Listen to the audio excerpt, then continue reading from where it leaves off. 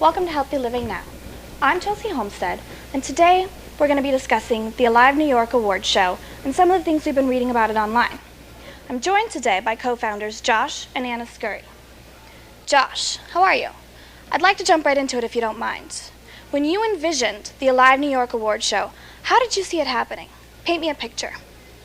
Yeah, absolutely. The show it's going to be incredible. Obviously, we have to postpone it, but with that being said, we had Jesse McCartney hosting the first annual Alive New York Awards show. There was going to be a 2-day conference with the top speakers in the alternative natural community coming at one place at one time, educating people who normally don't get this type of information at a mass media level. And we also were going to give out awards to people who we feel deserve an award, people in the alternative community who are healing people naturally, who are making a major impact in their humanitarian efforts as well. And it was going to be an elegant night, a red carpet night, paparazzi, media, and live musical performances and things of that nature. It was going to be really, really exciting. Wow, that sounds amazing. So, why didn't it happen? Well, we had to postpone the event due to some personnel issues. We also had an issue with one of the people we were actually honoring at the Alive Award show. And understanding that, we also had some cyberbullying. And we really feel like to better serve people and for people to have a great experience at the Live New York Awards, we really wanted to work out the kinks so people can have the best experience ever. And that's why we postponed the event. Yeah, there seems to be some bad blogs taking aim at the Alive Foundation, but oddly enough, it all seems to be coming from one source.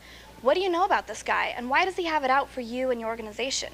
Do you guys have a history? What's the story there?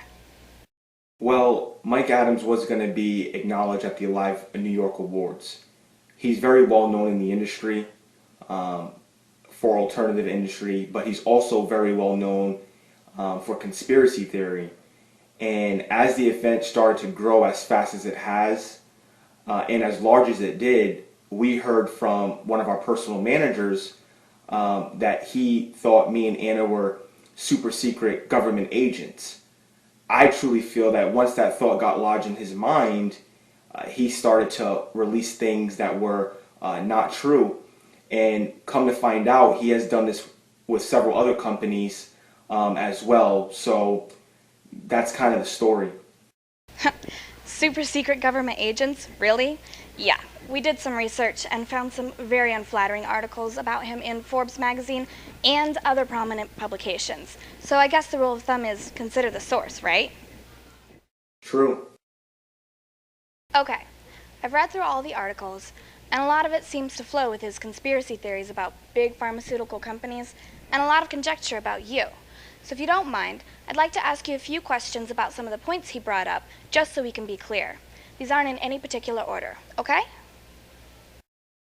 First, the Facebook page post to your wife, Anna. I read it and didn't think much of it, but since the blog post points to this as some sort of smoking gun, can you clarify what you meant by piles of money and window shopping?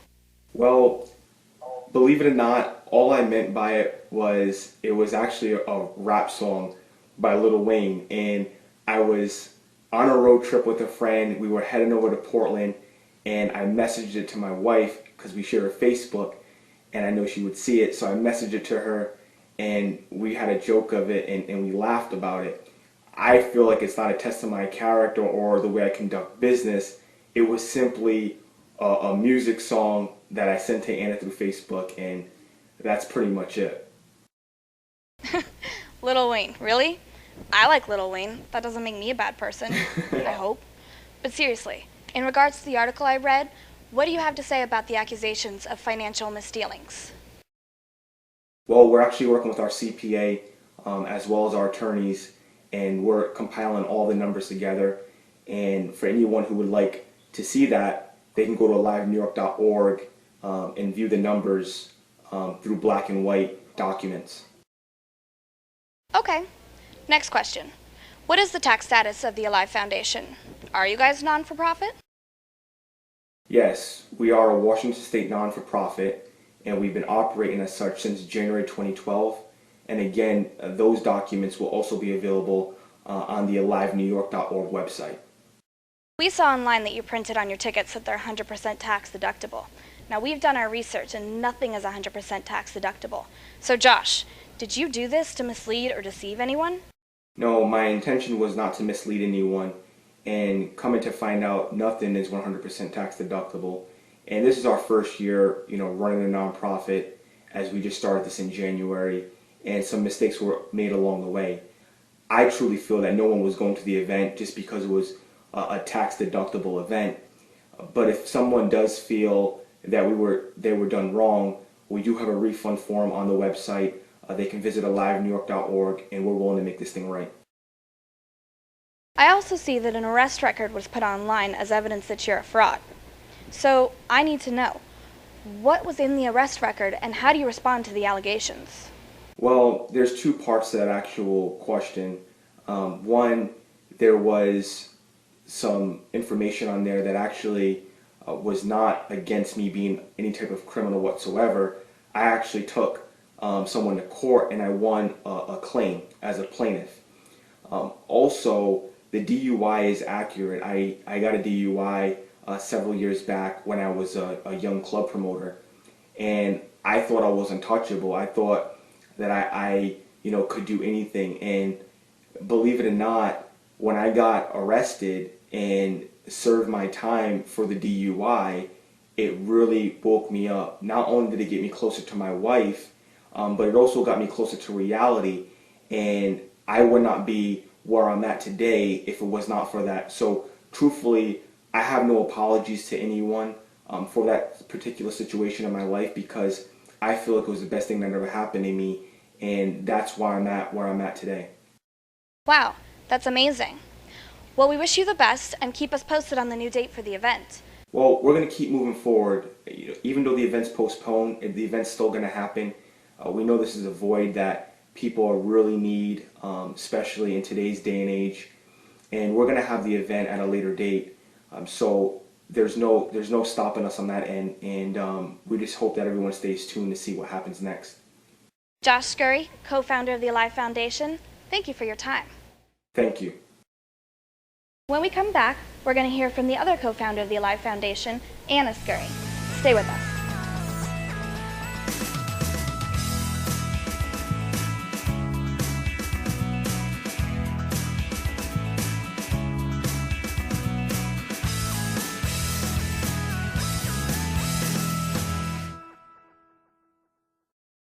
And we're back.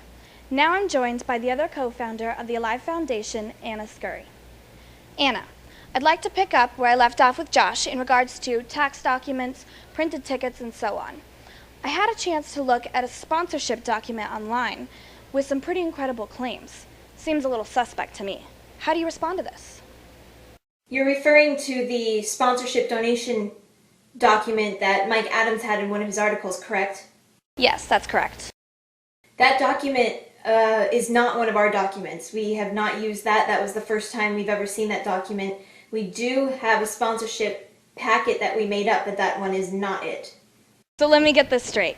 The guy that's accusing you of being fraudulent is trying to prove it by using fraudulent documents. Am I understanding this correctly? It appears to be so, yes. So I'm going to go out on a limb here. Is there any truth to the fact that you guys are denying refunds to anybody that wants one because the event's delayed? That is also untrue. We are offering refunds, and the refund form is up on our website for anyone who would like to send in for a refund. Okay, now I need to go a little bit more into your own backyard. I've seen a YouTube video from a woman who used to work for you saying, and I quote, that you lied to her face. Is that true? No, it's not. Then what is her reasoning for acting this way, telling this 8-minute-long story? And what about her allegations that she loaned you money that you refused to pay back? Well, the woman you're referring to, her name is Leanna Werner Gray, and she's actually a co-founder of the Alive Foundation and executive director. So I guess the question here would not be whether she put $15,000 into the foundation that she founded, but the better question to be asking and probably investigating is how much money she actually raised, because she raised much more than that. And where did that money go and who was she raising that in the name of? Okay, so she raised more than $15,000. In the name of her own charity or in the name of your foundation? I can't speak as to who she named it in the name of, or who she was telling people she was raising the money for, or how much exactly. I do know the last we heard was it was around $30,000. So where is the other $15,000? She only mentions $15,000 in her video. Where is the rest accounted for? Honestly, we don't know her personal finance situation or how she files her taxes or does anything of that nature in her own personal life. We only know what came through the foundation's account. As far as that goes, I think that hopefully someone will be investigating that other $15,000 or however much she raised, where that went and who it came from. Interesting. You know what? We might have to do a follow-up just on that. Well, Anna, I know this has been an interesting time for you to say the least. How do you see Alive moving forward from this point, and what are your goals for the foundation after this event? Well, the vision and the plans behind the foundation and the event itself has never changed from when the idea was birthed until all of this went down. I know Leanna had mentioned in her video that the vision and the mission had changed. That's not the case. However, it may have changed. Her personal vision may have changed, or her personal desired outcome may have changed.